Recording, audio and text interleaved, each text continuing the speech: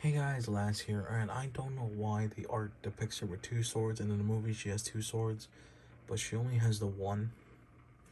They could have just given us two at least. I don't get why.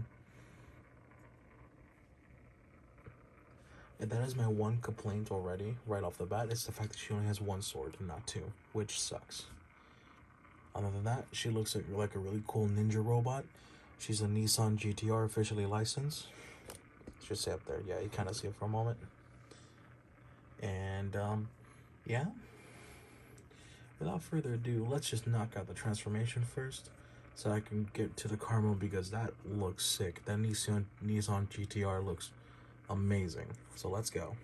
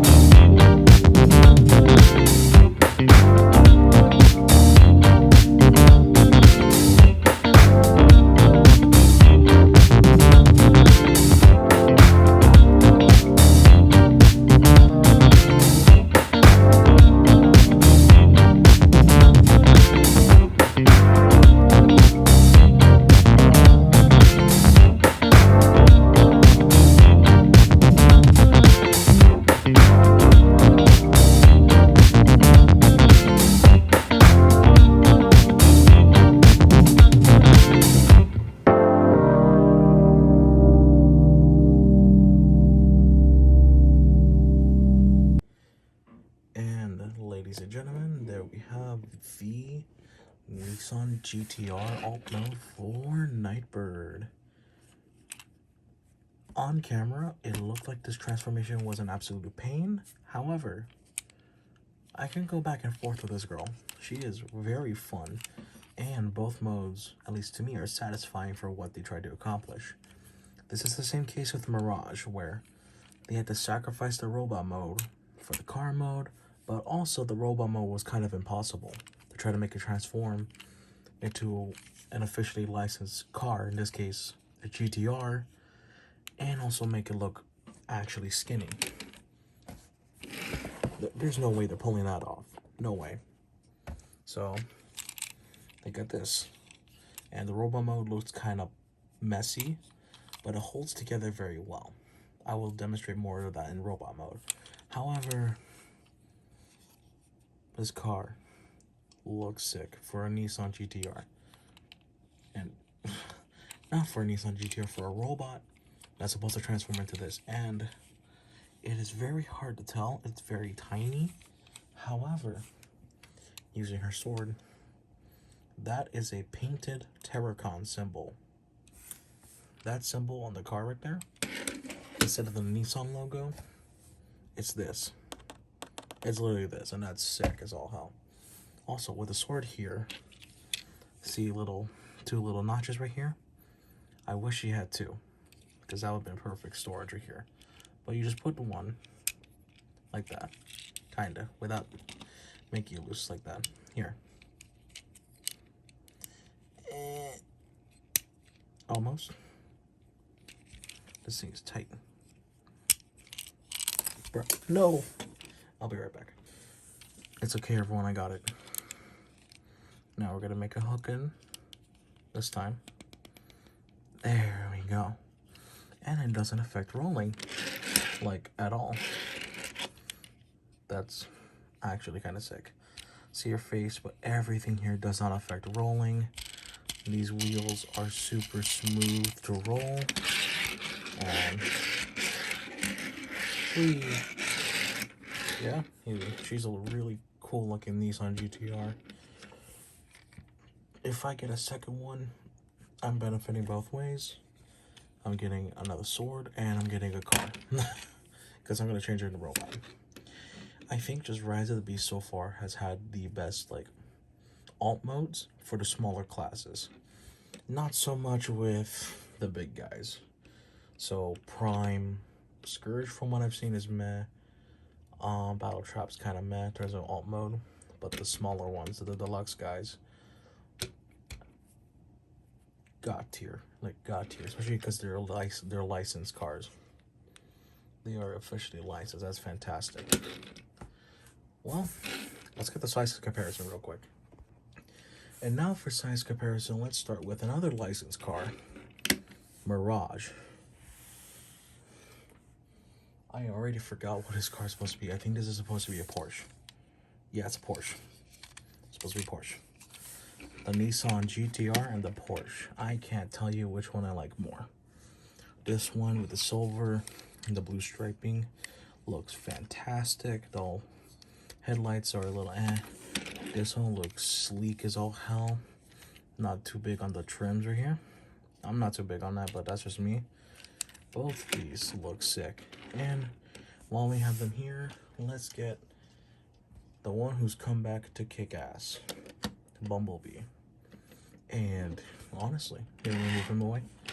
Yeah, no, these fit surprisingly well. I can't English, but yeah, I might just get a photo of these three together off camera. I'll see what I can do. But we do have one more comparison, so let's move these two out of the way.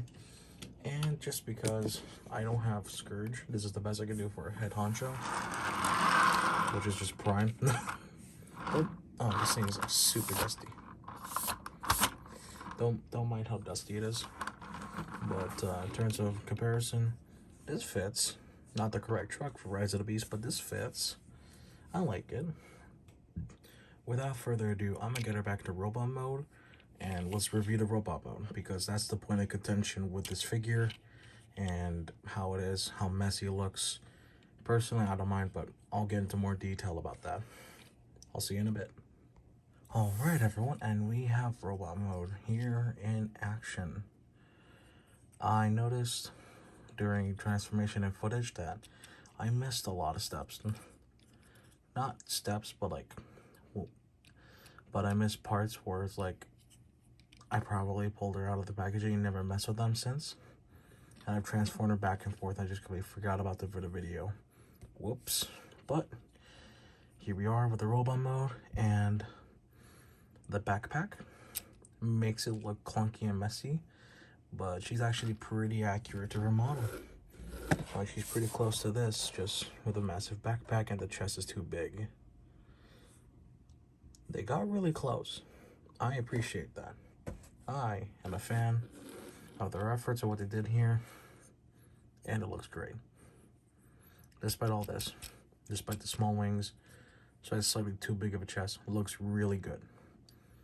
For it is supposed to be like a shinobi type of warrior. She's shinobi, like, has a sword on her hip because there's a tab there that allows for that. And yeah, detailings for the robo mode. I like the little pointed skirt. The skirts, the actual skirt pieces right here that are part of the car. Well, yeah, they're obvious it's a car part. It still looks really good. Overall, it kind of blends in really well. The points of contention, though, are the backpack.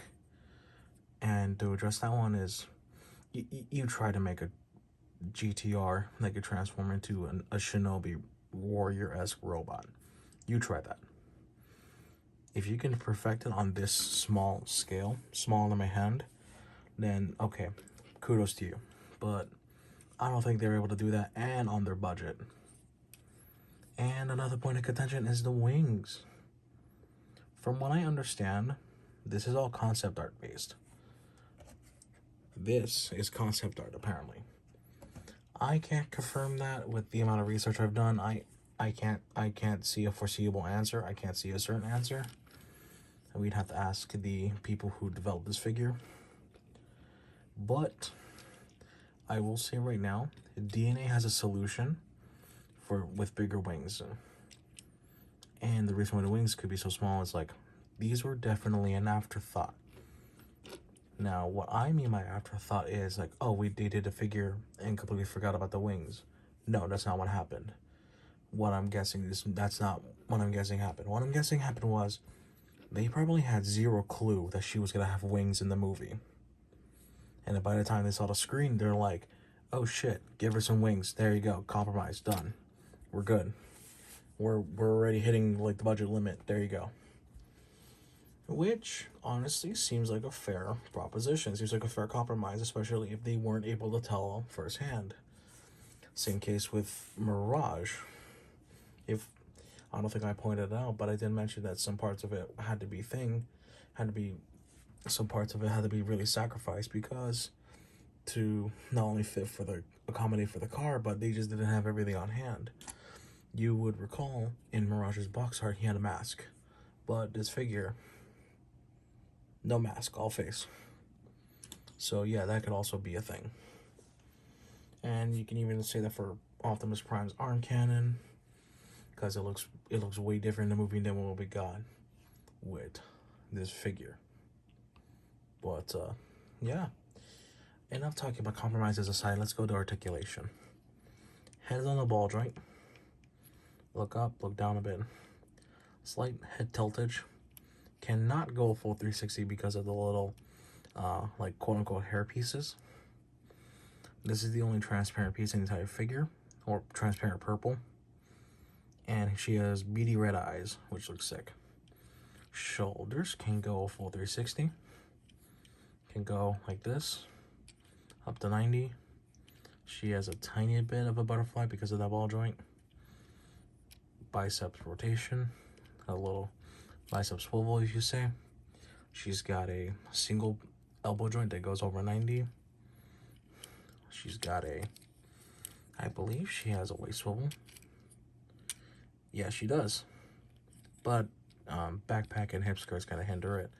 Oh, well, I wish she had wrist rotation, but she doesn't. Legs can, well, I'm going to show on the other leg. Legs can go that far. His hip skirts don't get in the way.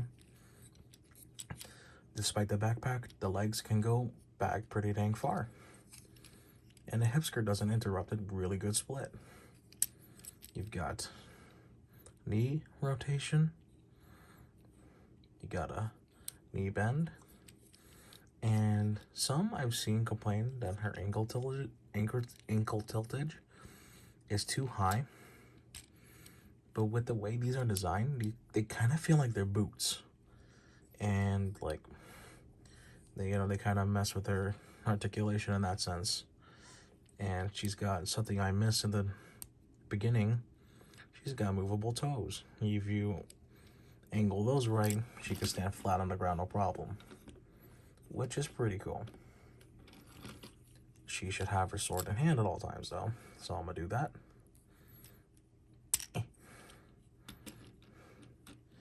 There you go. And while we're here, let's get into some size comparisons because I have her here. Let's start with her fellow deluxe class members with Bumblebee. Yeah, seems about right. Size seems about right. These guys are pretty similar. He climbed onto her. She was a bit taller, so this makes sense. Even though, yeah, I haven't posed, but point still kind of stands. He was slightly shorter when his legs are spread out like that, and they're about the same height when standing still. Same case with our boy Mirage. Yeah, no, these guys look super good together. These are both licensed car figures, and I am absolutely happy with that. I'm absolutely fine with it. They look sick as they are anyways, in my opinion. So, yeah. If you're wondering what pose Mirage is, it's supposed to be looked at from a certain angle. You saw him earlier in the video. We're gonna compare her next to Prime, and she is appropriately tiny compared to Prime. Now my Prime's all geared up, just ignore that. But in terms of sheer size, yeah, no, this makes sense. She's almost Bumblebee height, so this makes sense. And another one, my last Studio Series review was this guy, Primal, and yeah. No, she's supposed to be tiny compared to Primal, and this works perfectly fine in my opinion. So yeah, honestly, she scales in very well. I've heard she scales a lot better than her mainline counterpart. So I can't wait for a better RC if they ever make one, I hope. I can't wait for Studio Series Wheeljack, because despite the design controversy, I think that figure looks good. So yeah. And I also need to land myself now.